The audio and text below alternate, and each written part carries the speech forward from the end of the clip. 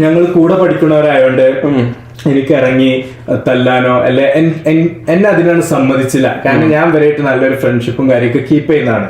അപ്പം അതായിരുന്നു കോളേജിൽ തല്ലുകളൊക്കെ ഉണ്ടായോന്ന് ചോദിച്ചപ്പോ ഇല്ല എന്ന് പറയാനുള്ള ഒരു കാരണം. പിന്നെന്ന് വെച്ചാല് ഞാൻ ഫസ്റ്റ് ഇയർ ആയി കുറച്ചുകൊണ്ട് കഴിഞ്ഞപ്പോ തന്നെ സെക്കൻഡ് ഇയേഴ്സും തേർഡ് ഇയേഴ്സും ഒക്കെ എന്നോട് ഭയങ്കര രമ്യതയിലായിരുന്നു. കാരണം ഞാൻ ഈ മാനേജ്മെന്റ് ഫെസ്റ്റിലും ഇതിനൊക്കെ പോയി കോളേജിന് ഇങ്ങനെ പേര് ഇങ്ങനെ കൊണ്ടുവരാം. അപ്പൊ എല്ലാവർക്കും പിന്നെ അപ്പൊ എല്ലാവർക്കും എന്നോട് ഭയങ്കര ഒരു മതിപ്പായിരുന്നു. ഇന്ന ആരും അങ്ങനെ ട്രബിൾ ഒന്നും ചെയ്യാൻ അങ്ങനെ വന്നില്ല. പിന്നെ ആകെ എനിക്ക് കിട്ടിയ റാഗിങ് പറഞ്ഞാൽ സ്പോർട്സിലെ സീനിയേഴ്സ് ആര് ഇനീഷ്യൽ ടൈമിൽ വെറുതെ റാഗ് ചെയ്യും. അതിൽ എനിക്ക് കിട്ടിയ കുറെ മറ്റേ പുളിന്റെ അല്ലാണ്ട് പറിച്ചാണ്ട് ഈ ഇലക്കണ്ട് എണ്ണ് നമ്പർ അങ്ങോട്ട് തെറ്റാ ഈ 50 പുഷപ്പ് അങ്ങോട്ട് അടിക്കേണ്ടി വരും. അതൊക്കെ തെറ്റെന്ന് ഇവർക്ക് എങ്ങനെ അറിയാം? പിന്നെ അതൊക്കെ എനിക്ക് കിട്ടിയ ആകെയുള്ള റാഗിങ്. പക്ഷെ നാട്ടിലെ റാഗിങ് കൾച്ചറും ഇതൊക്കെ ഭയങ്കര ക്രൂരതായിട്ടും ഭയങ്കര സ്മോൾ മൈൻഡഡ് ആയിട്ടും തീരെ ബുദ്ധിയില്ലായ്മ ആയിട്ടൊക്കെ തോന്നുന്നു. കാരണം സ്കൂളില് ഓക്കെ സ്കൂൾ ലൈഫ് അവിടെ കഴിഞ്ഞു, you are not a kid anymore. കോളേജിലെത്തിയിട്ട് ഇതേപോലെ വിവരമുണ്ട്. അതെ, കോളേജിലെത്തിയിട്ട് ഇതേപോലെ കുട്ടിത്വവും കാര്യമൊക്കെ. കാരണം ഈ ഒരു ഫൈറ്റിലൊക്കെ ആർക്കും എന്തും സംഭവിക്കാം.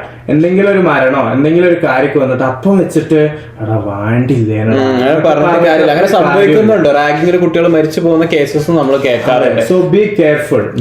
പിന്നെ ഈ ഫൈറ്റ് എന്നൊക്കെ പറയുമ്പോ സെമീർ ഇപ്പൊ ഈ ഫൈറ്റിനെ കുറിച്ചൊക്കെ പറഞ്ഞപ്പോ ഞാൻ എന്നൊക്കെ പറഞ്ഞല്ലോ, അത് കേൾക്കാൻ രസമുണ്ടെങ്കിലും സംഭവം എന്ന് വെച്ചാൽ നമ്മൾ സ്ഥിരമായിട്ട് ഫൈറ്റിൽ പെടുന്ന ഒരാളാണെങ്കിൽ അതിനർത്ഥം നമുക്ക് തീരെ പക്വതല്ല എന്നാണ്. അതൊരു ക്രെഡിറ്റ് അല്ല, അത് ബുദ്ധിയില്ലായ്മ. കൊണ്ടും കൊടുത്തും വാർന്നത എന്ന് പറയുന്നത് വലിയൊരു ക്രെഡിറ്റ് അല്ല. അതിന്റെ അർത്ഥം നമുക്ക് സോഷ്യലി നാവിഗേറ്റ് ചെയ്യാൻ അറിയില്ല എന്നാണ്, നമുക്ക് വയലൻസ് അവോയ്ഡ് ചെയ്യാൻ അറിയില്ല എന്നാണ് അർത്ഥം. Man's biggest power is controlling his anger. അതെ, ആങ്കർ.